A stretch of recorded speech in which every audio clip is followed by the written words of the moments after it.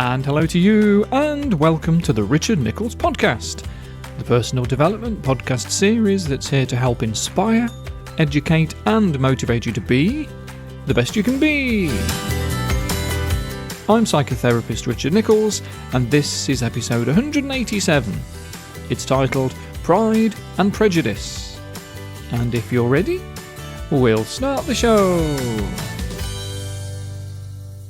Hey folks, got a tricky episode today, and I've been mulling this over for a few weeks whether or not to comment on it, because I try as much as I can to make this series fairly evergreen, so that episodes can be listened to years afterwards and still be relevant.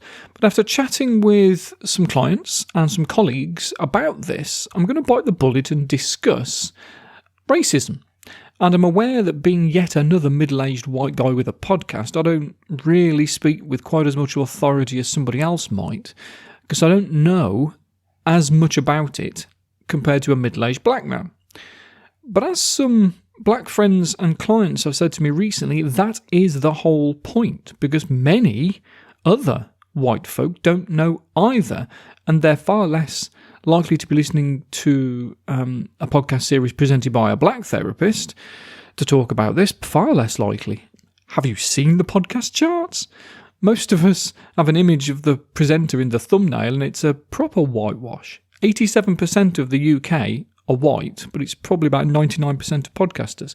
So if you don't listen to me talk about it, you might not listen to anyone. And the whole point of this podcast series, or one of the points, as I've always said in my intros, I think I've always said it anyway, is about education, as well as inspiration and motivation, etc., etc. And you'd think that after the dumping of the statue of the slave trader Edward Colston into the Bristol Channel, and then the possible end of the glorification, really, of what we would now think as criminal activity, you'd think that would spark enough conversations that everybody would be educated. And well, I'm going to tell you about one of the conversations that I had, actually, because it absolutely knocked me for six that somebody thought what they did and 100% meant what they said when they told me their thoughts. Their thoughts being that in the 21st century, being black doesn't hold anyone back from achieving anything in life. That there is no excuse for not making a success of yourself just because you're not a white Brit. That if you can't get yourself out of poverty, then that's not because you're black, it's because you don't want to. Now, my job as a therapist, this wasn't a client, by the way, my job as a therapist is to look at the world through other people's eyes. As someone quite interested in science, I try not to jump to conclusions about stuff. I like to see evidence to support my beliefs, if I have any. So I tried to see things from their perspective. But as this wasn't a client, I probably didn't try very hard, and I ended up getting quite angry. Now, I mention this for two reasons. Number one, you might think the same, and that's going to contribute to the problem that we have in the world right now. And number two, you might not realise that people still do see the world this way, and you can help educate and inform should the need arise, without kicking off in quite the way that I did and getting angry at them. Because that isn't the way to educate and inform. And I know that having these sorts of conversations can be quite painful, and even listening to this episode might be a bit cringy for you. But when we avoid difficult conversations, we end up trading that short-term discomfort for long-term dysfunction, because it needs examining. It's undeniable that there is some sort of prejudice that runs through all human societies. All human societies. Crikey, I've met people who think of someone from a different postcode as part of their out group and treat them differently because of it. I can guarantee so have you. Let alone somebody who looks a little bit different or wears different sorts of clothes. British national attitude surveys that have been running since 1983 have stayed pretty much the same, with people being asked to describe themselves as either not prejudiced against people of another race at all, or very or a little racially prejudiced, with around 65% of people saying not prejudiced, and 35% saying very or a little bit prejudiced. Now, the thing is, how do you know you're prejudiced? Those 35% do, but I wonder how prejudiced the 65% who claim to not be actually are. because it seems to run so deep that it doesn't feel like prejudice. It's as if it's part of the system. If someone attacks somebody in the street just for being black, or was to go on a targeted rampage and set fire to some houses, killing dozens of babies for no other reason than because they aren't white, then we can see that's prejudice. We can see that it's cruel, that it's racism. There's no denying that. But what about when dozens of babies die at birth or of cot death soon after? Is that racism? Doesn't sound like it. It sounds unpreventable, doesn't it? There's nothing you can do about that. Except when you look at the statistics of births and deaths, you do see that not being white in the UK doubles the possibility that your baby is going to die before its first birthday. And that's been the same for years, and it doesn't seem to be changing. 3 babies in every 1,000 born into a white family, and 6 babies in every 1,000 for a black family. Is it something in the DNA? Are black babies genetically predisposed to die? Is that why white supremacists say that they're the master race? No. It's about poverty. Because if you're not white, then you are less likely to do well, because of white privilege. Something that a lot of white folk don't want to believe exists, maybe because they want to take more responsibility for their successes in life, so that they can feel proud of themselves, rather than face the truth. The absolute, undeniable truth, which is that the colour of their skin gave them a leg up. Might have been very subtle, but being white has its advantages. Prejudice is very subtle. People don't realise quite what they're doing. That's why I do wonder about those 65% who say that they're not prejudiced. If you're walking down the street and 3 young black men walking together walk towards you, is it possible that you'd consider crossing the road to get out of their way? And would you feel any different if it was 3 young white men? Maybe, maybe not. Most people say that they would think differently, and that is racism. It's a very subtle type, and it's not quite what you might think of as racism, but it is. And when I've asked black people that question, they answer in the same way. Even black people experience the same prejudice too, against black people. Plenty of black folk will cross the road because they're more suspicious of black teenagers than white ones. So when society expects you to be a certain type of character, it is going to unconsciously steer you towards becoming it. Because the answer to the question, why are black people more likely to be stopped by the police than white people, is because as far as the police are concerned, it's more likely that they've done something illegal. And that may well be true. And the answer isn't to distrust more black people, it's to put right why the correlation is there in the first place. Why do people feel the pull towards gang culture and crime in the first place? Answer that. Fix that. And the answer might just come from raising awareness that it exists. From maybe even, this is a strange thing, ending the stigma of racism. That's a controversial thing to say, Richard. Bloomin' heck. Destigmatising racism? Surely racism is a bad thing, Richard. What the hell? But if society has made us prejudiced and we ignore it, we don't acknowledge it, then we can't repair it. And you look at what happened to Liam Neeson when he tried to acknowledge it. He was ridiculed. He openly said, I had anger towards black people. I saw them as a threat and I wanted to hurt them. He was doing the right thing in acknowledging his racism, as it was the only way that he could change it. But it's going to take more than one bloke in an interview, though, to change everybody. And no one wants to start an I am racist hashtag, do they? Myself included. But until we acknowledge something that is a genuine part of society, it can't be understood and it can't be changed. So I think we do need to acknowledge our prejudices, whether it's towards black, white, gay, trans, ginger, people, whatever. And when I saw a friend of mine bought a t-shirt, Ginger Lives Matter, it said on the front. And when I first saw this that he put on social media, I thought, I'm not sure I like that, because that sort of belittles a very important topic. But then I sort of stood back. He's the same sort of age as me, and I thought, you know what? Although it's not the same, and it is not the same, when we were growing up in the 80s, actually, it wasn't as bad as it was to black or Asian children.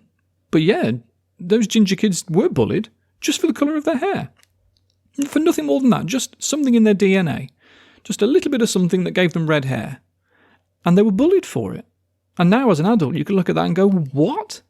Why would you do that to anybody? And I don't know when that started. When did that start? Was it anything to do... I wonder if it was anything to do with Scottish migration. Scottish people coming into England. Yeah, probably. God, humans can be horrible sometimes. So, if you have an opinion about somebody, and you transfer that opinion onto everyone who is in the same class, then that is prejudice. You are prejudiced. And if you think all gay men are drama queens, that assertive women are bossy, that black men sell weed, that any young woman pushing a buggy is a benefit scrounger, then you are prejudiced. And it might be a very scary thing to admit, but it might be a world-changing thing if we do. Now, one thing I will say to all the white people listening is that white privilege doesn't mean that your life hasn't been hard as well. It just means that the colour of your skin hasn't been one of the things that made it harder. Let me say that again, so I know that you've heard that, because that's, I think, an important thing to highlight. White privilege doesn't mean that your life hasn't been hard.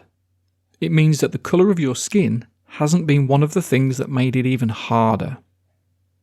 It's hard to tell a working class, underprivileged white person that white privilege exists. We're prone to see ourselves as the underdog, because in most of the UK, white privilege doesn't mean extra good things because we're white. It means not as many bad things because we're not black. Privilege hides itself. You don't know you're privileged if you don't know how underprivileged others are. Privilege is when you think that something isn't a problem because it doesn't personally affect you. There was a guy on the television recently, because I forget exactly why, it was a solicitor, I think he was, and he was absolutely pulled apart because he was complaining about the way that the tax rates were changing, because as far as he was concerned, earning £70,000 a year wasn't a lot of money. And at first, when he was complaining about taxes changing, everybody in the studio audience was on his side. And as soon as he said, "And I only earn £70,000 a year, and I don't think that's enough," well, read the room, mate. You just lost everybody. Because he didn't know how privileged he was. He genuinely didn't. He was completely innocent in it all. And we absolutely need to face the truth that in this society, we have this problem. That the level of melanin in our skin dictates whether we do well at school. The level of melanin in our skin dictates whether we're going to get accepted into university or get given loans. And to assume, as I discovered in my recent debate, that because your bank manager is black, then racism doesn't exist, that's simply not true. Yes, your bank manager is black. Yes, so is your doctor. I get that, but I guarantee if you ask them if they felt they've had to work harder than a white person would to get to their success, they'd say yes. And no one should have to prove themselves like that. That's the reason why the Black Lives Matter movement escalated the way that it did. That's why statues were pulled down and bricks were thrown. It reminded me of my friend Sue. Hello, Sue, if you're listening. Sue is a therapist at one of my clinics and helps run the place, runs the clinic. It's a little therapy centre in a town centre with no car park. We've got a couple of spaces for some of the staff to park, but there's no room for all of us, and certainly not enough room for clients as well. Well, clients would keep parking there if they're running late, and Sue was constantly having to say to everyone, "Do not let your clients park here." Well, when yet another one did once, Sue got really quite upset about it, and it seemed over the top. Sure, be annoyed, but it didn't warrant quite that much emotion, this much anger and frustration. And in her outburst, there's a phrase she said. "They're not listening to me," she shouted. They're not listening to me. So I asked her, is anyone else not listening to you, Sue? And she looked at me and her face changed, shoulders slumped slightly and her body softened and she calmed down a little bit and she said, no one's listening, Richard. No one's listening. Turns out her dad was ill and the doctors weren't listening to what she was saying. She was being ignored by multiple people when she'd made suggestions and asked for help, ignored by institutions and systems that were put in place, supposedly to be there to help. And she displaced, as it's called in psychology, the emotion. It's called displacement. She was feeling so angry, and the client that pinched a parking space ended up tipping her over the edge. Well, that is exactly what's been going on with the Black Lives Matter movement. Years, decades and decades and decades and decades and decades of being ignored, and yet again another person is killed by a police officer. And we don't know what would have happened if George Floyd had been white. We don't truthfully know for sure if he'd still have been killed by that police officer. And yes, white people have that happen too. White people get treated unfairly too. But when you look at all the data, we do see a systemic prejudice that says that just for being black, you are going to get treated differently. And that's the same for lots of demographics. If you look poor, if you're homeless, if you're young, if you're male, if you're a woman, our brain makes assumptions. It's what it does. It conserves energy and uses what's called heuristics to jump to conclusions rather than have to think and use neurons and waste glucose. It's efficient, but it's not always right. And we need to know that this process applies through our entire society. A majority of my listeners are going to be white. That's fair to say. That's just how it is. So this is for you. Don't just look at a black bank manager or a doctor and assume that it was easy. Why don't you ask them how many times they've been pulled over by the police? Ask them about their experiences of prejudice. Ask them how many times in the last 12 months they haven't felt safe. Ask them how many times they've been abused, spat at, called names. And if you still think that prejudice doesn't exist, that the only reason people don't do well is because they don't really want to, then ask yourself this. Would you be happy to be black? If it genuinely doesn't matter, would you be happy to be you, but born black? Because if you would rather be white, then you're holding two opposing opinions at the same time. And that conflict isn't going to sit right with you. That's called cognitive dissonance. And it's going to make you hide the truth. It's going to make you put your head under the duvet and pretend that everything's fine when it's not. Because like my friend Sue said, people aren't listening. Now, the first step in solving a problem has to be to acknowledge that it exists. And I'd love that racism didn't exist. But acting as if it hasn't helped. Saying, I don't see race, I just see people, doesn't help. Sharing photos of both white people blacking up for comedy and black people whiting up and saying, I don't see the difference, isn't helping. Because I'm really sorry, but there is a massive difference. Blackface was a real thing. A real form of so-called comedy where white performers would dress up and act as if they were black, with these huge padded backsides on the women and make anybody that was black look stupid and inferior. And they had to do it. This is quite a long time ago, this is 100 years plus. They needed to dehumanise them, to explain their lack of guilt about slavery. And yeah, this was, like I say, many, many, many years ago, but the scars are still painful. It still hurts. That pain is still there. And every comedy writer knows you don't punch down in comedy, you punch up. You don't joke about oppression. That's never been funny. Black children don't tell a joke of, what do you call a white man falling off a cliff? A snowdrop. Ever heard that joke? No, of course not, because I just made it up. But white children will still tell that joke with a black man and a chocolate drop. I know that because a small child once told me that joke, much to the absolute horror of his poor dad, his face. Did you ever hear the reason why there are such strong spices in Indian food? Why strong spices are so popular in curries?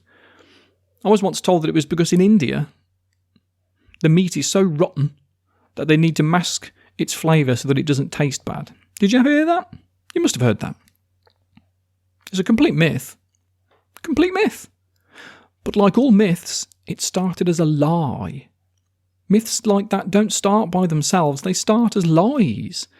Lies to make Asian people seem inferior, which was a defence mechanism to prevent the guilt of invasion, war, and murder, if we're honest, under the guise of colonialism.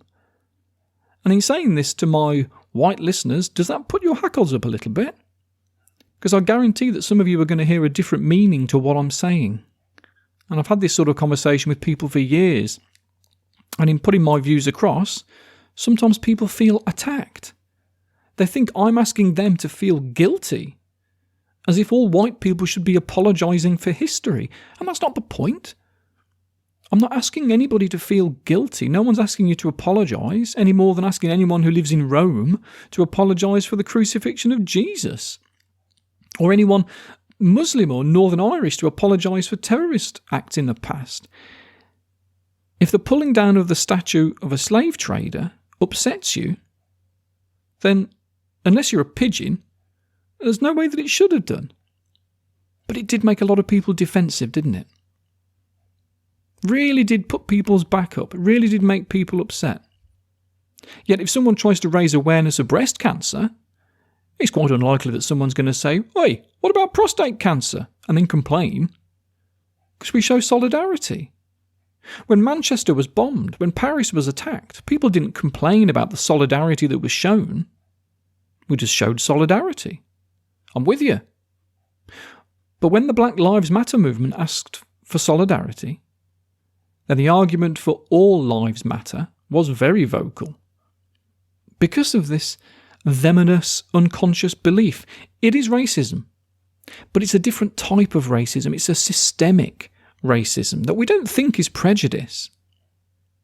Saying Black Lives Matter doesn't mean that white lives don't, that brown lives don't.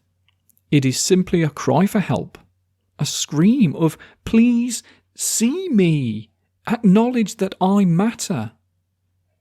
When people who don't think of themselves as racist maybe pipe up and say, "Oi, white lives matter as well," then it's because they misread the Black Lives Matter movement. They weren't saying Black Lives Matter more than white. They were saying Black Lives Matter equally. And only a racist would disagree. So when it's misunderstood, and white lives matter or all lives matter is shouted as a response, then what's being heard isn't, "Yes, you're right. You should all matter, the same as us white folk." What's instead being heard in response to the phrase Black Lives Matter is, "No, they don't." And I'd like to think that that isn't what the majority of the White Lives Matter folk believe. But there is an unconscious racist bias that we've been living in for so long it feels normal. And we need to be aware of it. Because we are all falling foul of this. Black and white. It's part of our society. I fall into the trap, you fall into the trap, every white man, every black woman. Because like I say, even black people have an unconscious racism against black people. By screaming Black Lives Matter, a lot of people are trying to convince themselves as well because they know it, just like the non-racist white people do, but they don't feel it, just like the non-racist white people do. And all of us, black or white and everything else, all of us need to work at this for it to go away. But saying we're all the same and I don't see race without all this work first is like going to the cinema with a group of people that are 2 feet shorter than you, and everybody sits in a place where in front of you there's a lot of folk with big hats on. But it's okay because you can see over the top of those hats. And everyone has the same height chairs, but only you get to enjoy the film. That's not equality. Sounds like it though, doesn't it? Because everyone's got the same chair. That's equal. But equality means giving everyone the same view, not the same chairs. The same experience, not necessarily the same tools. Just give everyone the same chairs. That's equal. No. You can't look over a fence if someone's taking your legs away. I know I'm mixing up many metaphors here, but you get my point.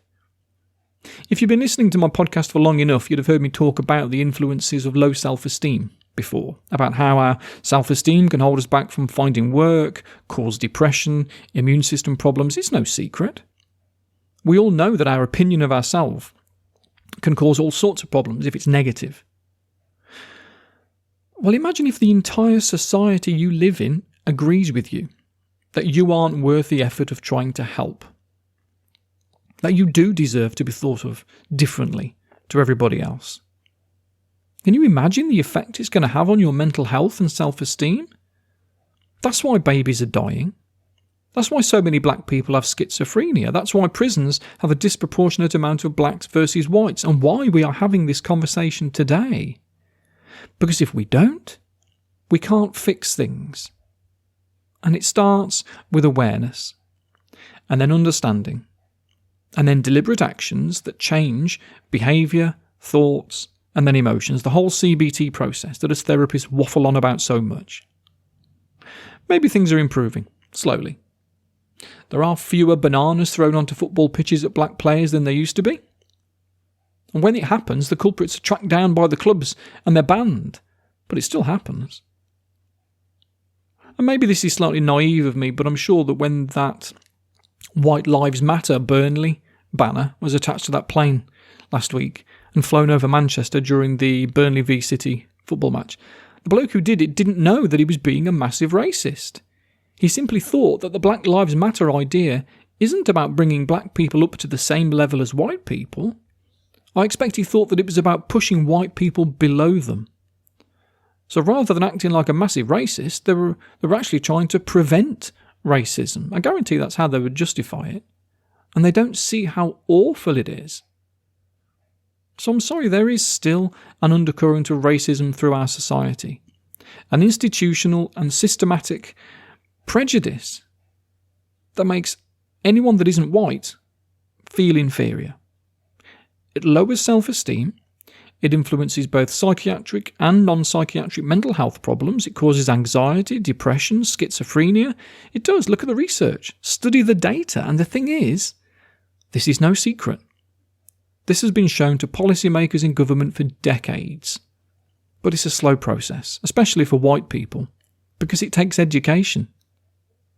Now, on a positive note, the BBC have been aware of this for a very long time, and they've been doing what they can, which does make the racists angry, because like with anything really, sport, engineering, music, if you can see somebody doing something and they look a little bit like you in some way, either because of their gender, their skin colour, whatever, if you can see someone that makes you think, that could be me, then it nudges you in that direction. You have evidence in your brain that you could do that, and it encourages you to make it happen. It makes it easier to bat away any doubts when a part of you tries to tell you that you're an imposter. We see it in sport, we see it in music, we see it in everything else. That's why there are diversity policies in organisations, not because it appeases the left-wing snowflakes, but because it prevents people from being held back. It helps stop black people from thinking that there's something wrong with them.